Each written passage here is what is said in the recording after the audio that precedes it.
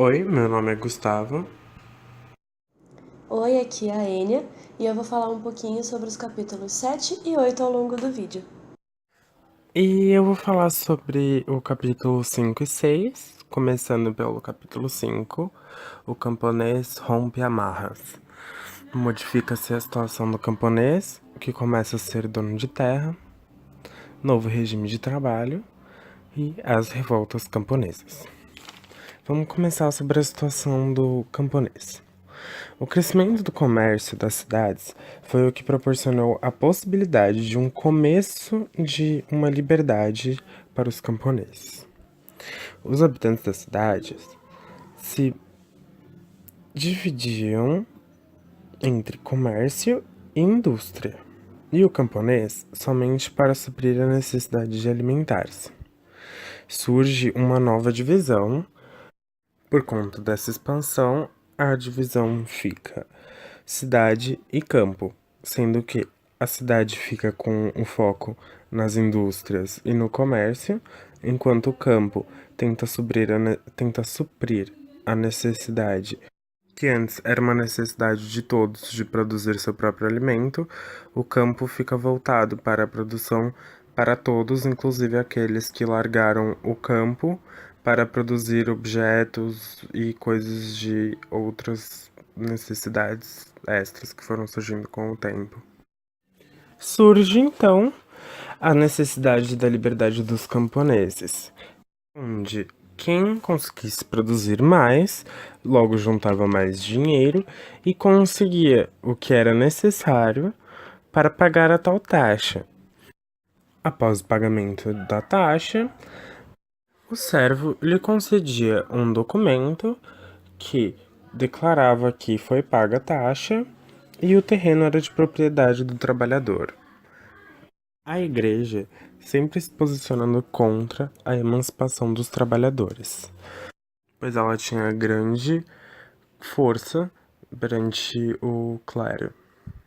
Se assemelha muito aos dias de hoje, pois há uma grande separação onde é produzida a nossa comida do dia a dia e onde nós executamos nossos trabalhos. Voltando um pouco à história, vamos falar um pouco da peste negra, como ela afetou e foi muito positiva.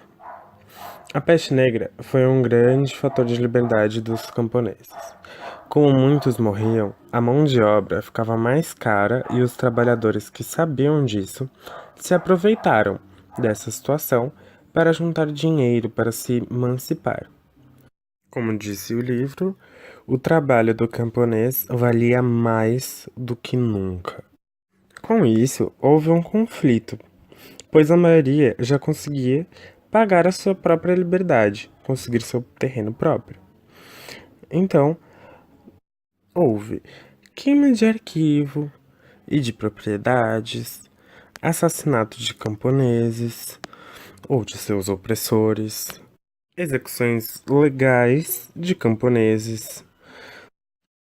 Isso acabou dando força aos camponeses, que logo após ir diminuindo esse conflito, foi reconhecido a força dos camponeses, que logo após terem ganho essa batalha, podiam andar com as suas cabeças erguidas, obtendo assim a posse de suas terras e acabando com o poder do feudo. Agora vamos para o capítulo 6. Modifica-se também a indústria, surge o artesanato profissional, o regime das corporações, o justo preço e o burguês começa a subir o senhor feudal. Antes das indústrias, os camponeses tinham sua própria indústria dentro de casa, e sua própria família que os produzia. Quando se precisava de um móvel de madeira, não se procurava um especialista em cortes de madeira. Tinha sempre um familiar que sabia produzi-lo. Após o progresso das cidades, os artesãos puderam sair da agricultura para abrir seu próprio comércio, onde assim não faziam os produtos para atender suas próprias necessidades, e sim para atender a sua procura. Quando seu comércio ficava grande, ele poderia contratar dois tipos de funcionários: ajudantes e jornaleiros. Antigamente, o dono do negócio, o artesão, era dono da matéria-prima e também dos materiais de produção. Hoje em dia não é assim, né? O artesão normalmente é dono de uma indústria onde ele passa os conhecimentos. Essa indústria, o material pertence a essa indústria e não propriamente ao artesão. E voltando àquele tempo, eles tinham uma organização chamada Corpo Artesanal. Definiram as primeiras regras dos comerciantes, e ninguém que os desrespeitasse poderia abrir um comércio. Como, por exemplo, a lei do preço justo, a regra da matéria-prima de qualidade, enfim. Onde até mesmo os mendigos tinham seu próprio estatuto, e isso era soberano. Todos os estatutos que eram criados eram ditos como soberanos, até mesmo para a igreja, que tinha uma grande influência no clero e tudo mais. Tudo isso, durante a época da Peste Negra, mudou.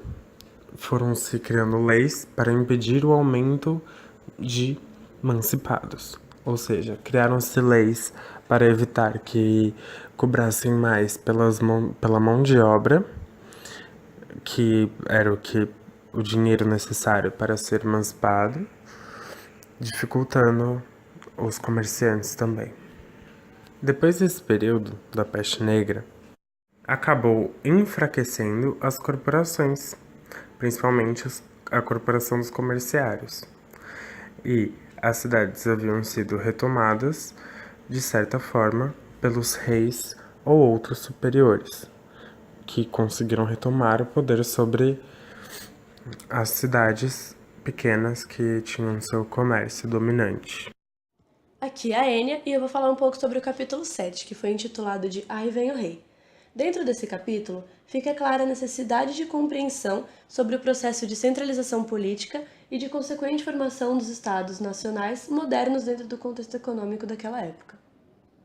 Se naqueles tempos já existia uma unidade religiosa, que era a Igreja Católica com grande poder de influência, e uma unidade linguística, que era o latim, língua mais utilizada, ainda faltava alguma coisa, e essa coisa era uma unidade política que fosse capaz de governar de forma soberana dentro de um território.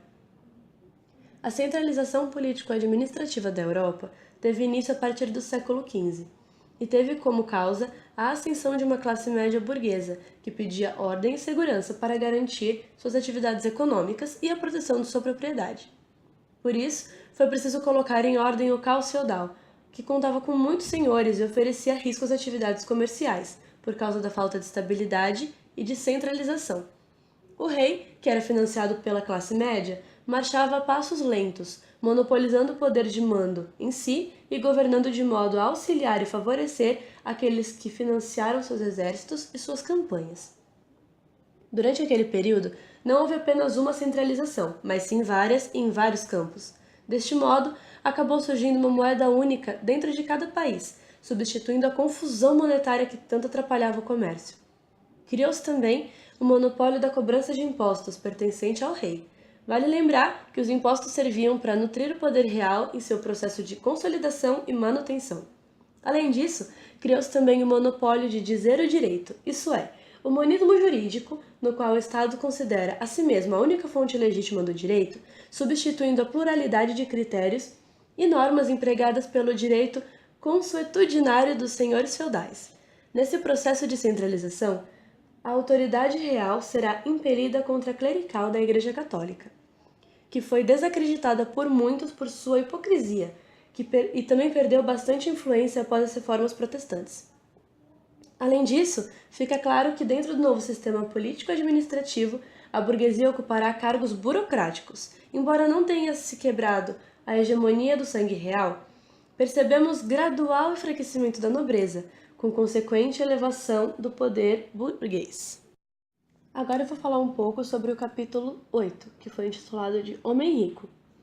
Dentro desse capítulo, é aberta uma discussão sobre as políticas mercantilistas no início da história política dos Estados nacionais, como primeira etapa do capitalismo, ou pelo menos como preâmbulo desse sistema, analisando também suas consequências para a economia e para a sociedade.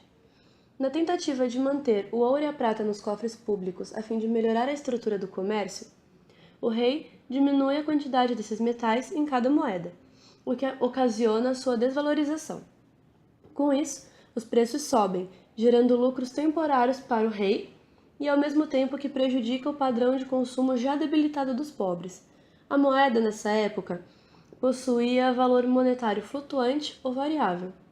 Também como maneira de angariar mais ouro e prata, homens acabaram se direcionando ao mar, buscando alcançar uma rota alternativa para chegar às Índias, já que a rota usual pelo Mediterrâneo era monopólio das cidades italianas, que cobravam altas tarifas para conceder o privilégio de ali comercializar, atividade que gerava lucros enormes. Nesta empreitada para encontrar uma nova rota comercial, os europeus se depararam com as Américas, conquistando novas minas de metais preciosos, extraindo produtos para o comércio e obtendo lucros inimagináveis, que mais tarde alimentarão a Revolução Industrial. Foi nesse período, entre os séculos 16 e 17, em que surgiram famílias de banqueiros ou comerciantes bastante ricos, a exemplo dos Fundier, que engendraram enormes centros comerciais, como o existente na Antuérpia, nos quais vigoraram a liberdade comercial e onde foram disseminadas várias relações aplicadas até hoje, como as letras de câmbio.